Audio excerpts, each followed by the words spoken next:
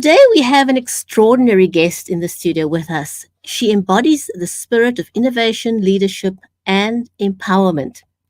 Have you ever wondered what it takes to break barriers in the world of science, technology, engineering, arts, and mathematics?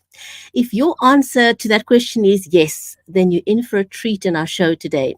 Claire Skillen is here to share her remarkable journey and insights from the inspiring book, Women Transforming the Landscape of Science and Technology.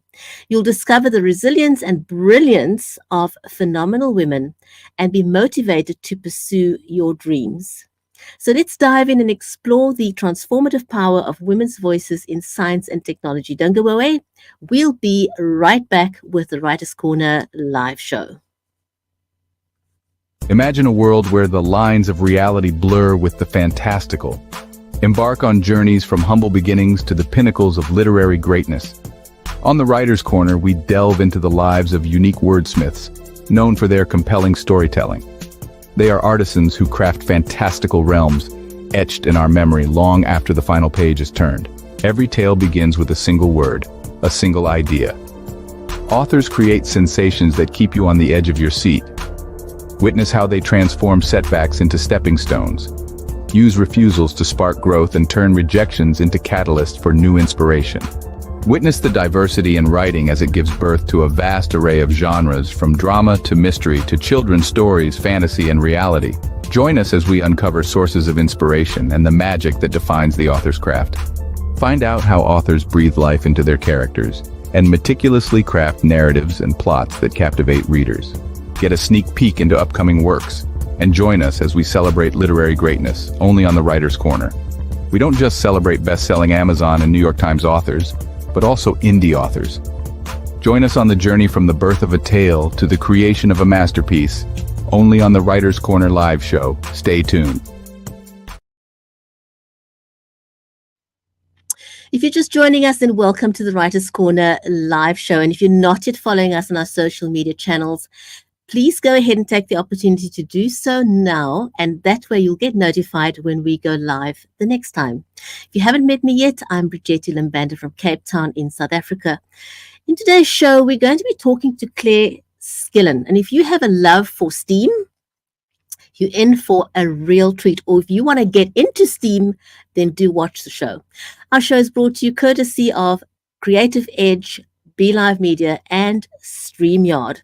Now, before we welcome our amazing guest, Claire Skillen, to the show, I first want to say hello to my friend and co-host, Mary Elizabeth Jackson. And if you haven't met Mary yet, she is a 5-time #1 best-selling author and certified special needs and disabilities advocate. And she has dedicated her life to empowering underrepresented voices through her writing and her advocacy. She's also a speaker, educator, ghostwriter, songwriter. And with that, Mary, welcome to the show. How are you today, my friend? I'm wonderful. It's so good to see you, and you look lovely today. And we're very excited about this show because this is an important subject, I think, for, well, empowering women and young girls. Absolutely. Well, I can tell you, maths has never been my strong point in life, but I absolutely celebrate and salute women who excel in STEAM, and I'm looking forward to talking to Claire, as you just said. So for those of you who don't know Claire, she is the president of Ceascape Solutions, a company that embodies the values of curiosity, service, innovation, as well as continuous learning. She's got over 20 years experience in the field and is currently pursuing a master's degree in counseling psychology, focusing on complex trauma and client-centered therapies for depression, anxiety, grief, and loss. And she lives on a beautiful island, and we're going to ask her about that at some point in the show, because Mary and I talked about this. We felt we need to know just a little bit about this amazing island that she raves about. And so with that, let's welcome her to the show, shall we?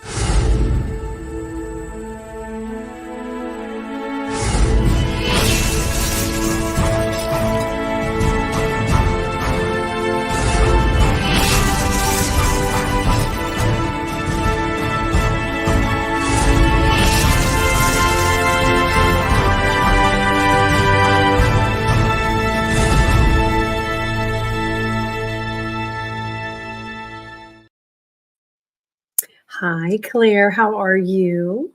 I'm well. How about both of you? Well, Good. it's so excited to be here with you. We're going to jump right in so we get all of our Sounds questions. good.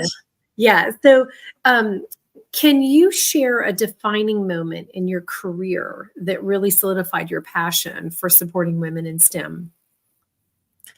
I think there's many to choose from, really, and I suppose I'm fortunate in saying that. I think sometimes leadership opportunities are presented, and you have to be willing to take the leap.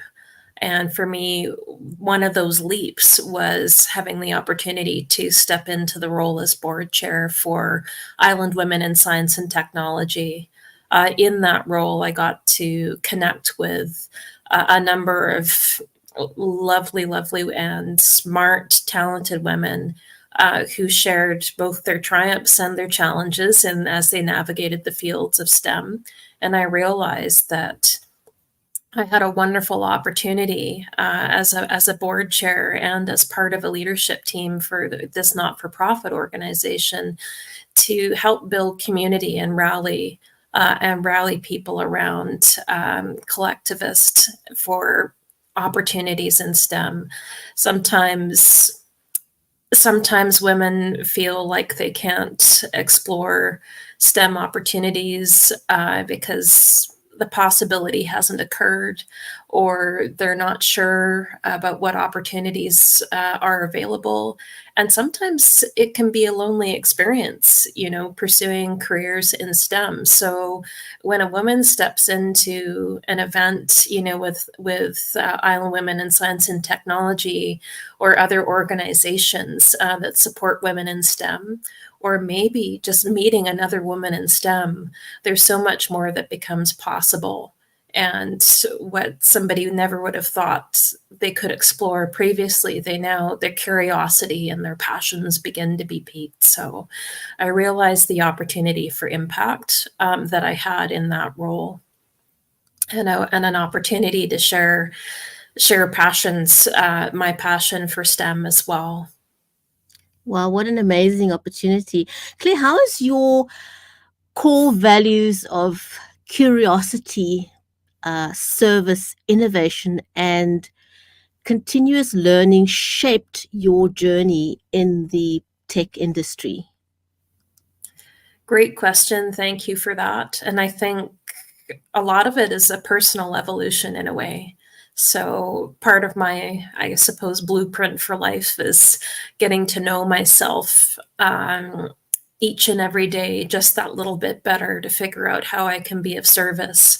And as I hone and learn different skills and strengths, I'm constantly turning the dial on myself to see how I can spend a little bit more time leveraging the highest and best version of who I am. Sometimes that involves in solving some really cool problems, right? So, and that can be within the STEM field. So currently I work in tech. I started off on the science. If we think about STEAM, I started off on the S level there, doing stream mapping, and I've been working in tech for the past 10 years or more. And I found that, curiosity, innovation, flexibility and adaptability, and the resilience piece has all been really important in navigating this landscape, as well as having an impact. That's very, very important. And it's so cool. You've gotten to do some really amazing things in your life. And hopefully our show today will be able to inspire other young women who are considering it. And you can be their role model or, something to inspire them. You're trying to kind of bridge the gap and bring different things together. What inspired you to pursue a master's degree in counseling and psychology? How do you see it integrating with science and tech? Really good question, and I've thought of that several times, as some people have said, hey, that's pretty different from, science and technology. And my question back to them is it really? Mm-hmm. Because when you so they're speaking of curiosity, in unpacking that, I have found that when you take a look at the systems-based thinking that is common within technology and science, and you look at some of the pieces like root cause analysis and other elements, I have found so far that that translates quite beautifully over to psychology, because people are complex in nature. They're multifaceted. There are many different angles and aspects and elements that make up a person and their experiences.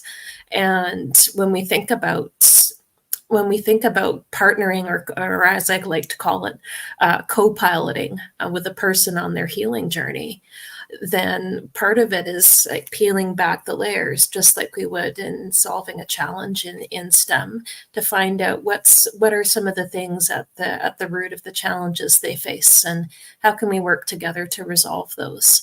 So I found, having worked as a senior business analyst for quite a while, a lot of the skills that I've leveraged in that role have so far translated quite nicely into this area as well.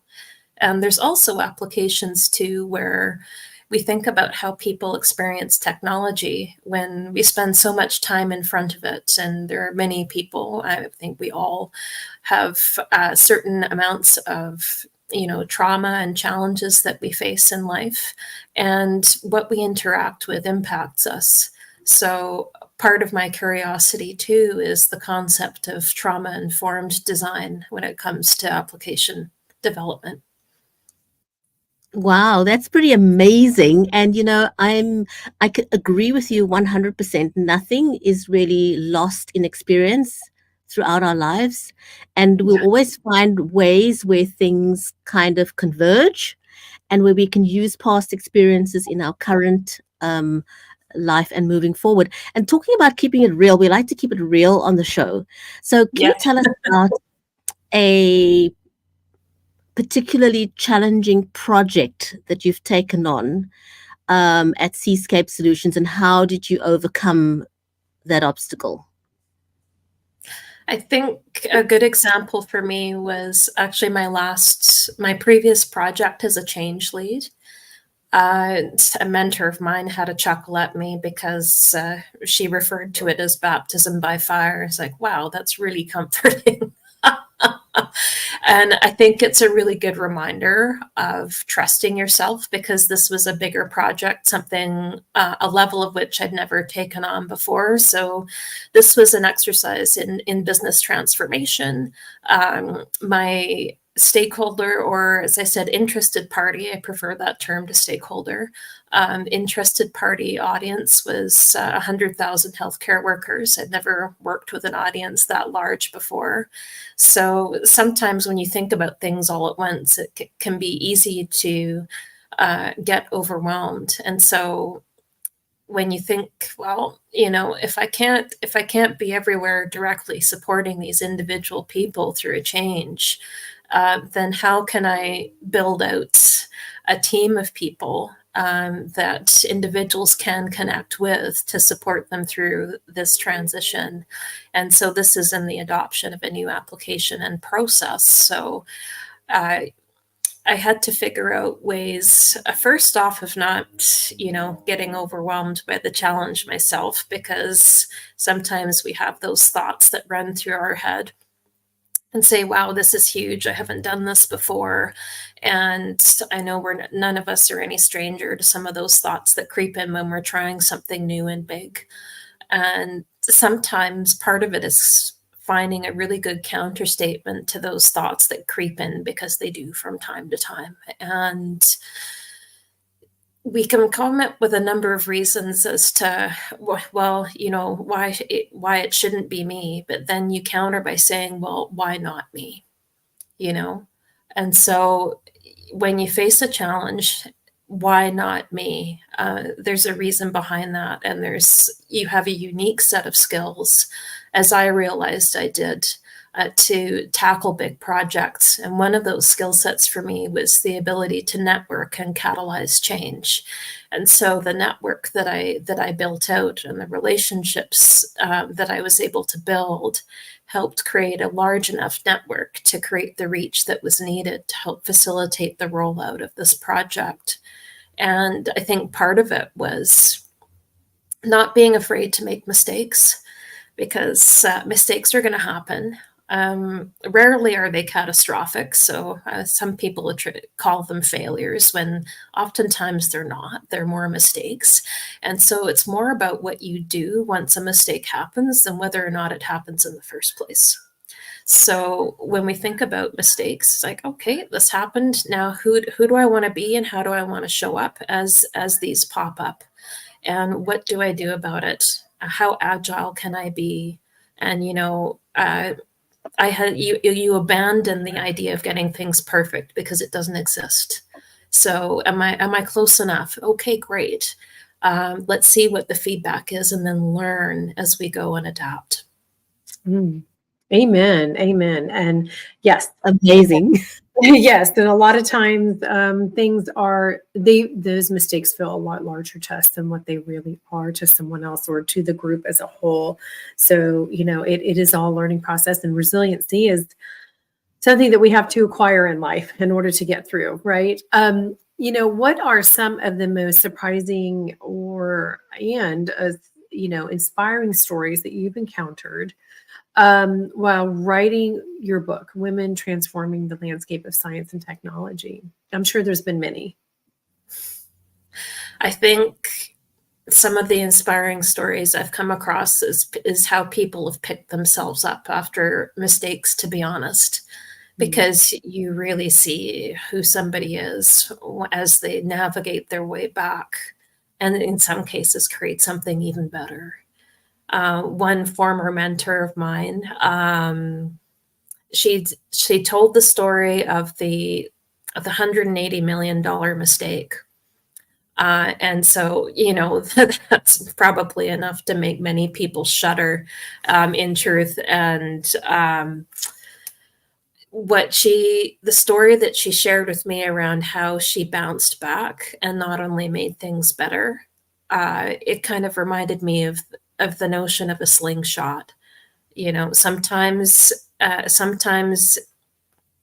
you lose the target, and then other times it gives you an opportunity to adjust and go that much farther. I've seen other people bravely take steps into places that they've never been before because they had an unshakable trust in their ability to figure things out. And that one is huge. Don't worry about not knowing, some of the subject matter to start with, or knowing all that you need to know to start off with. Sometimes it's the bravery just to start. And I found that's been really inspiring. One of the women in the next book that I'm in fact, has been working on her PhD thesis around education. And she recently presented to the UN and has had some interest from a number of different countries on how to improve education, as well as looking at, supporting women who are 50 plus, just getting into entrepreneurship, for example, right? So there's an amazing wealth of knowledge and talent that within this group, and more women over 50 are jumping into self-employment and entrepreneurship, and it's wonderful to see. So I think the number of ideas, people bravely stepping out into new spaces and leveraging skill sets in unique ways that you wouldn't have imagined previously, I find is all really inspiring. Wow, that's amazing. Claire, do you have a copy of the book there? So you can just hold it up for a second and people can see how they, recognize the book and go and grab a copy. It is available on Amazon, and it's available everywhere where you can find good books. So that is what the book looks like, Women Transforming the Landscape of Science and Technology.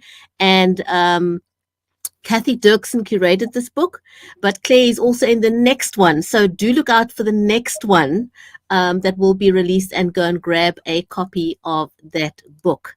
Now, if anybody wants to get into science, technology, engineering, arts, and mathematics, and they feel intimidated or overwhelming, what advice would you give to them? Well, there's so many things to share in that respect, but first off is go and speak with people. Don't be shy about reaching out and connecting with people. If anybody wants to reach out to me, I'm more than happy to have a conversation and introduce people. I think when you realize how many different paths there are into STEM, you realize that there are many more possibilities that you could have imagined. And I think it's also a question of realizing that your skill set actually transfers more into STEM than you think. So if you're not in STEM right now, there's lots of different skill sets that translate beautifully into STEM. And part of learning what those are is by chatting with other people. I didn't start off in tech. I came from the business side, but I had a background in policy and process, so I understood business rules. And because I had the science background, I had some understanding of data and worked in project areas and such. So there were a lot of skills that translated over quite nicely. And I think people will be surprised as to how much actually can connect over. Again, don't focus on the subject matter so much. Focus on the impact that really lights you up from the inside out, and the kind of cool problems that you want to solve, for the people you want to collaborate with, and building up knowledge in different areas is a subtask of that, right? I think too, don't worry about having to get a 4 to 5 year degree. Some people feel limited that way. There's a lot more opportunity out here now for micro-credentialing, which is, 10-week courses, 6-month programs. Sometimes those can act as stepping stones and pathways into something new. And you can evolve from there. It doesn't have to be a big chunk. And then you transition and you start all over again. There's so many different paths in. So, yeah, talk to people. Take a look at the skills that you have. Most importantly, too, check in with yourself. Like, check in with what your values are, what passions you have, what problems you want to solve, and don't let the education and knowledge piece be a limit for you. Thank you for sharing that, because I think school is not for everybody. College is not for everyone. Nope. And we really don't want that to deter someone who has a really incredible skill set. I had a conversation with a young adult the other night, a friend of my daughter's, and she's got an incredible engineer mind. And but she has not chosen school. School is not for her, yet she's still so brilliant at creating. And so I was having that conversation, trying to encourage her to seek out to a company, see if you can be that person, or they could sponsor you with what you're doing, because I hate to see her gifts wasted. And I think that happens for people. They give up, because they don't think they can hack school. And thank you for sharing that. And I hope that helps somebody out there. And we do want to ask you a fun question. And it's about, living in Vancouver and the island. How is it, your influenced your work, your personal life? What aspects of the island inspire you the most? And it just sounds so wonderful because it's cloudy and rainy here today. So yeah, it's beautifully sunny out this way. It's summertime, a little bit of wind. I have a big connection to the ocean and nature. So a lot of, as I move into counseling in part, I'm looking forward to supporting nature-based therapies. I think connection with nature is so important. It's also part of self-care, which is another important aspect for all of us, including women in STEAM and STEM. So one of the things I love to do, and I usually get some funny faces with this one because it's snorkeling off the Pacific coast here. Yes, the water's only yes, the water's only 10 degrees, but we have wetsuits for that. And just the life underneath the ocean is amazing. And when you're kind of floating in sort of suspended animation and just observing life like that is a huge peace and balance that happens. And I'm a photographer as well, so I find it's a wonderful exercise in creativity and mindfulness and gratitude really for the beautiful place that I'm privileged to call home. And yeah, I'm really, really blessed to be where I am. There's a really neat ecosystem of a number of tech companies in Victoria here alone, and huge innovators in clean tech and health space, and really excited to see emerging companies stepping up into the larger spotlights across Canada, US, and then some are global now. So it's inspiring to see that. But yeah, Vancouver Island, grateful to call it my home. And the outdoors is such a big piece for me. Wow. I can just picture it. Sounds amazing. Sounds amazing. Thank you so much for spending time with us. And I wanted to just draw out a point that I appreciated you mentioned when we asked you what advice you want to give to people that may feel overwhelmed by STEM and STEAM. And you said focus on the impact you can make, because then everything else falls into place. So focus on the outcome, the impact. I really appreciated that point in helping people to overcome any mindset blocks that they may possibly have about entering STEAM and STEM. So thank you. Yeah, and if I may add to that too, don't be afraid to dream big, because I think about that younger person that you were speaking about, Mary, and it sounds like she has a wonderful engineer's mind. And one of the things that popped into my brain as you were describing her is I could see her as a CEO of her own company, and she's the one that hires the engineers. Why not her? Why not? Like you said, dream big. Why not her? I mean, and just like the construction of what she made and what she had figured out, I felt like gave her an up on other people who are doing the same thing. And I said, okay, that's your pitch right there, so that you can get work now and build yourself up and start reaching out to companies who, gosh, if I was in that business, I would hire her. 100%. Awesome. Claire, thank you so much for joining Mary and I today on the Writers' Corner live show. And we'd love to have you back when the next book comes out, possibly. We'll see what we can do. So thank you for joining us. To our audience out there, it was great having you join us. And we'll see you next week back on another episode of the Writers' Corner live show. Bye-bye. Thank you for joining us on the Writers' Corner live show. 30 minutes of insightful author conversations with some of the biggest names in the industry, including award-winning authors and international indie sensations. Join us on the next episode of the Writers' Corner live show.